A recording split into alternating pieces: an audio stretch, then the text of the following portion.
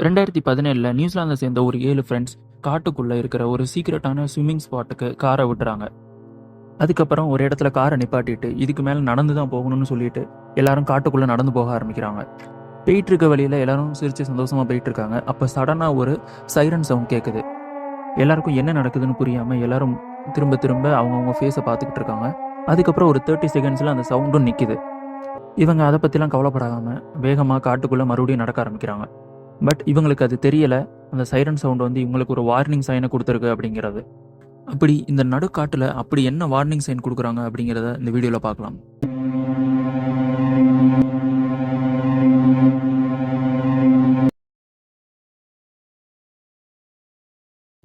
February 6, 2017 திங்கக்கிழமை காலையில் college படிக்கிற ஒரு 7 ஃப்ரெண்ட்ஸ் வந்து குரூப்பாக காரை எடுத்துகிட்டு ஆக்லாண்டோ ஒரு சிட்டிக்கு போகிறாங்க. இது எங்கே இருக்குன்னா நியூசிலாண்டில் இருக்கிற பெரிய சிட்டி அப்படிங்கிறத சொல்கிறாங்க. இவங்க கிளம்புறதுக்கு முந்தின நாள் நைட்டு லேக் டிக்கிட்டாப்போ அப்படிங்கிற ஒரு இடத்துக்கு மியூசிக் கான்சர்ட்டுக்காக போயிருக்காங்க. அந்த மியூசிக் கான்சர்ட்டோட பேர் ஃப்ளோச்செலா. இந்த கான்சர்ட்டில் டிக்கிட்டாப்போ அப்படிங்கிற ஒரு லேக்கில் எல்லாரும் மியூசிக்கை கேட்டுட்டு ஸ்விம் பண்ணிக்கிட்டு இருப்பாங்க. இது ரெகுலராக எல்லா வருஷமும் நடக்கக்கூடிய ஒரு கான்சர்ட் அப்படிங்கிறத சொல்கிறாங்க. இந்த கான்சர்ட்டை முடிச்சுட்டு இவங்க எல்லாரும் அந்த லேக்கை விட்டு வெளியே கிளம்பி பக்கத்தில் இருக்கிற அவங்களோட ரிலேட்டிவோட வீட்டுக்கு போகிறாங்க. அங்கே போயிட்டு கொஞ்ச நேரம் பார்ட்டி பண்ணிவிட்டு எல்லாரும் டயர்டில் அந்த நைட்டை தூங்கிட்டு காலையில் சீக்கிரமாக எழுந்திரிச்சு வேகமாக கிளம்புறாங்க. ஏன்னா அந்த நாள் February 6 நியூசிலாந்தில் ஒரு நேஷ்னல் ஹாலிடே அப்படிங்கிறத சொல்கிறாங்க. அது என்ன ஹாலிடேனா வைட்டங்கி டே அப்படிங்கிறத சொல்கிறாங்க. அன்றைக்கி நாள் எப்படியும் நிறைய டிராஃபிக் இருக்கும் அப்படிங்கிறதுக்காக வேகமாக எழுந்திரிச்சு எல்லோரும் கிளம்புறாங்க. இவங்க எல்லோரும் ட்ராவல் பண்ணுறதுக்காக 3 கார்ஸ் வச்சுருக்காங்க. வேகமாக அதை எடுத்து கிளம்புறாங்க. போய்கிட்டே இருக்கும்போது ஒரு 3 மணி நேரம் கழிச்சு ஆக்லாண்டோட நார்த்தில் போய்கிட்டு இருக்காங்க. அப்போது அந்த ஃப்ரெண்ட்ஸில் ஒரு பொண்ணான ரேச்சல் டிஜோங் அப்படிங்கிற அந்த பொண்ணு என்ன சொல்கிறான்னா, போகிற வழியில் ஒரு இடம் இருக்குது, அந்த இடத்துக்கு போவோம் அப்படிங்கிறத சொல்கிறா. அது என்ன இடம் அப்படிங்கிறத பார்த்தீங்கன்னா, இந்த ரேச்சலுங்கிற பொண்ணும் கூட இருக்கிற இன்னொரு மேடிங்கிற ஒரு பொண்ணும் சில மாதத்துக்கு முன்னாடி ஒரு சீக்ரெட்டான ஒரு ஸ்விம்மிங் ஸ்பாட்டை வந்து கண்டுபிடிச்சிருக்காங்க அந்த ஆக்லாண்டில். அதுவும் அவங்க இப்போ இருக்கிற இடத்துல இருந்து 15 மினிட் தான் தள்ளி இருக்குது அப்படிங்கிறத சொல்கிறாங்க. ரொம்ப அழகான ஒரு ஏரி காட்டுக்கு நடுவில் இருக்குது அப்படிங்கிறத சொல்கிறாங்க. அந்த ஏரி வந்து எதோட பார்ட் அப்படிங்கிறத பார்த்தீங்கன்னா வைக்கேட்டோ ரிவர் அப்படிங்கிறத சொல்கிறாங்க. அந்த ஏரிக்கு போகிற வழி வந்து அஃபீஷியலாக எந்த ஒரு பாதையுமே கிடையாது. அந்த லோக்கல்ஸ் அங்கே இருக்கிற இடத்துல இருக்கிறவங்க மட்டும் அப்பப்போ போயிட்டு வரது உண்டு அப்படிங்கிறத சொல்கிறாங்க. அதனால் ஒரு ப்ராப்பரான ஒரு ரோடுவேயும் கிடையாது, ஒரு ஒத்தையடி பாதையில் தான் போகணும் அப்படிங்கிறத மாதிரி சொல்கிறாங்க. சரி, ஓகே, போகிறதான் போகிறோம், அந்த வழியாக போயிட்டு போயிடுவோம் அப்படிங்கிறத சொல்லிட்டு வேகமாக காரை எடுக்கிறாங்க. கொஞ்ச நேரத்துலேயே அந்த இடம் வந்தோடனே கார் எல்லோரும் காட்டுக்கு வெளியே வந்து பார்க் பண்ணிவிட்டு சரின்னு இவங்களுக்கு தேவைப்படுற திங்ஸை மட்டும் எடுத்துகிட்டு அந்த காட்டுக்குள்ளே நடக்க ஆரம்பிக்கிறாங்க.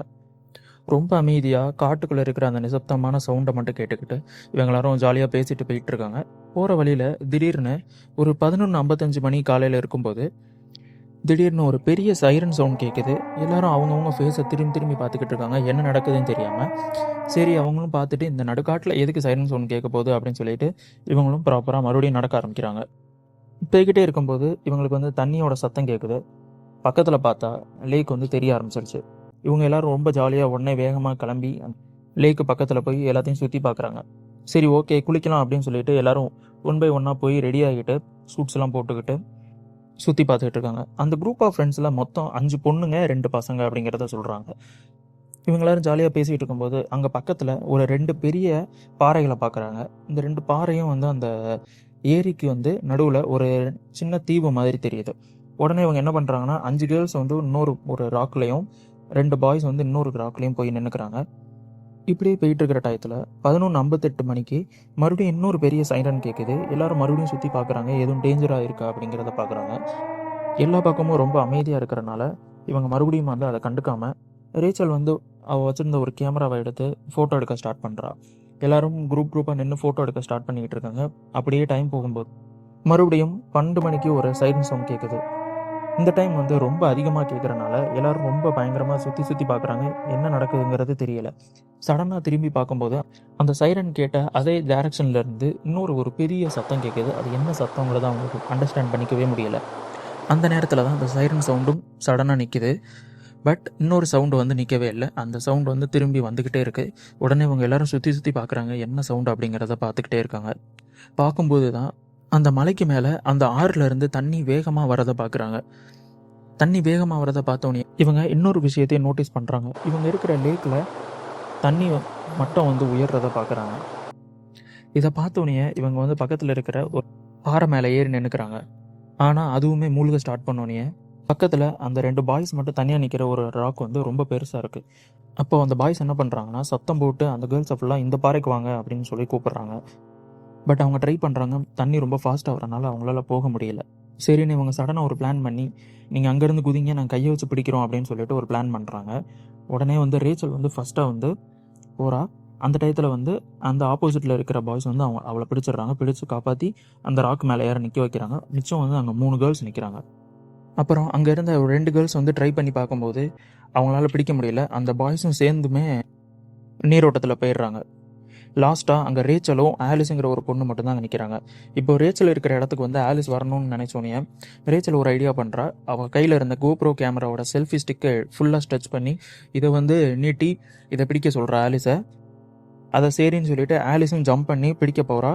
பட் அவளால் வந்து அதை பிடிக்க முடியல. கை வந்து ஸ்லிப்பாகி மறுபடியும் அவள் நீரோட்டத்திலே போயிடுறா. சடனாக ரேச்சல் என்ன ஐடியா பண்ணுறான்னா அவளை எப்படியாவது நம்ம போய் பிடிச்சி அந்த கரையோரமாக இழுத்துருவோம் அப்படின்னு சொல்லிட்டு ரேச்சலும் அந்த தண்ணியில் குதிச்சிட்றா. பட் அவளும் போயிட்டு இருக்கா. அவளால் ஆலிஸுங்கிற பொண்ணை பிடிக்க முடியல. அவளும் அந்த நீரோட்டத்திலே போயிடுறா. இந்த விஷயம்லாம் நடந்து முடிஞ்ச பிறகு மீட்பு படையை வச்சு எல்லாரையும் தேடுற பணியில் எல்லாரும் இருக்காங்க. அப்போது அதில் இருக்கிற ஒரு 3 ஃப்ரெண்ட்ஸ் மட்டும் ஒரு ராக்கை பிடிச்சி மேலே நிற்கிறாங்க. அப்போது அவங்கள வந்து அந்த மீட்பு படையினரை பார்த்துட்டு அவங்கள காப்பாற்றிடுறாங்க. சரின்னு சொல்லிட்டு மிச்சம் இருக்கிற 4 ஃப்ரெண்ட்ஸை தேடி எல்லாரும் ரொம்ப போயிட்டே இருக்காங்க. அப்போது வெறும் 3 ஃப்ரெண்ட்ஸை மட்டும்தான் பார்க்க முடிஞ்சது. இருக்கிற இன்னொரு பொண்ணை வந்து பார்க்க முடியல. அது யாருன்னு பார்த்தீங்கன்னா ரேச்சல். அந்த ரேச்சல் தான் ஆலிஸை காப்பாற்ற போகிறேன்னு சொல்லிட்டு தண்ணிக்குள்ளே குதிச்சா. அந்த பொண்ணை தான் காப்பாற்ற முடியல அப்படிங்கிறத சொல்கிறாங்க. இந்த விஷயம்லாம் நடந்து முடிச்ச பிறகு தான் மேடிங்கிற பொண்ணு என்ன சொல்கிறான்னா, நாங்கள் 2-3 மாதத்துக்கு முன்னாடி இங்கே வந்த போது ஒரு வார்னிங் சைன் போர்டை பார்த்தோம். அந்த வார்னிங் சைன் போர்டில் வந்து இந்த லேக்குக்கும் இந்த ஆறுக்கும் பக்கத்தில் வந்து யாரும் போகாதீங்க அப்படிங்கிறத எழுதியிருந்தாங்க. அப்போது இவங்களுக்கு வந்து எந்த ஐடியாவும் இல்லை. அதை அப்படியே கேஷுவலாக விட்டுட்டாங்க. இவங்க இந்த பிளேஸுக்கு வரும்போதும் அந்த விஷயமே ஞாபகத்தில் இல்லை. அதனால் வந்து யாருமே அதை கண்டுக்காமல் வேகமாக உள்ளே போக ஆரம்பிச்சிட்டாங்க. அதுக்கப்புறம் தான் இவங்க எல்லாத்துக்கும் தெரிய வந்தது, இந்த ஏரியிலேருந்து 650 அடிக்கு மேலே வந்து ஒரு பெரிய டேம் இருக்கிறதாவும், அந்த டேம் வந்து ஒரு நாளைக்கு 3லேருந்து 4 தடவை திறக்கிறதாகவும், ஒரு டயத்தில் வந்து 20,000 கேலன்ஸ் ஆஃப் வாட்டரை வந்து திறந்து விட்றாங்க அப்படிங்கிறதையும் சொல்கிறாங்க. ஒரு டயத்தில் ஓப்பன் பண்ணால் 15 நிமிஷம் வரையும் அது ஓப்பனில் வச்சுருப்பாங்க அப்படிங்கிறதையும் சொல்கிறாங்க. அதுக்காக கூடிய வார்னிங் சைன் தான் அந்த சைரன் அடிச்சிருக்காங்க. 11:55க்கு ஒருக்கவும் 11:58க்கு ஒருக்கவும் 12 மணிக்கு ஃபைனலாக ஒரு வார்னிங் சைனையும் கொடுத்துருக்காங்க. பட் இவங்களுக்கு அந்த பற்றின ஒரு ஐடியா இல்லாதனால இவங்களுக்கு என்ன பண்ணணும்னு தெரியாமல் அந்த இடத்துல குளிச்சுக்கிட்டு இருந்திருக்காங்க. அப்போது இவ்வளோ பெரிய இன்சிடெண்ட் நடந்திருக்கு. ஃபைனலாக ரேச்சலோட பாடியை கண்டுபிடிச்சி அவங்களோட ஃபேமிலிகிட்ட வந்து ஒப்படைச்சிடுறாங்க. இந்த இன்சிடெண்ட்லேருந்து என்ன தெரிய வருது அப்படிங்கிறத பார்த்தீங்கன்னா, வார்னிங் சைன்ஸுங்கிறது ரொம்ப இம்பார்ட்டண்ட்டான ஒரு விஷயங்கிறத தெரிய வச்சுக்கோங்க. ஏன்னா ரெகுலராக ஒரு ரோட்டில் கூட வந்து ஒரு வார்னிங் சைனை வந்து நம்ம பார்க்காம நம்ம ஓட்டுக்கு போயிடுறோம். பட் அதுக்குரிய ஆக்சிடெண்ட்டை வந்து நம்ம தான் ஃபேஸ் பண்ண வேண்டியிருக்கு. ஸோ இந்த மாதிரி நீர்நிலைகள் பக்கத்தில் இருக்கிற எல்லா வார்னிங் சைன்ஸும் உன்னிப்பாக கவனித்து அதுக்கேற்ற மாதிரி நம்ம ஃபாலோ பண்ணுறது ரொம்ப நல்லது. முடிஞ்ச வர ஆள் நடமாட்டம் இல்லாத ஒரு இடத்துக்கு வந்து அந்த லோக்கலோட கைடன்ஸ் இல்லாமல் போகிறத நம்ம தவிர்த்துக்கணும் அப்படிங்கிறது இந்த வீடியோவில் இருந்து ரொம்ப தெளிவாக தெரிஞ்சிருக்கு. இந்த மாதிரி உலகத்தில் நடக்கிற எல்லா இன்சிடெண்ட்டும் நீங்கள் தெரிஞ்சுக்கணுன்னா இந்த சேனலை சப்ஸ்கிரைப் பண்ணிவிட்டு இந்த வீடியோ பிடிச்சிருந்தா லைக் பண்ணி ஷேர் பண்ணுங்கள். தேங்க்யூ. பாய்.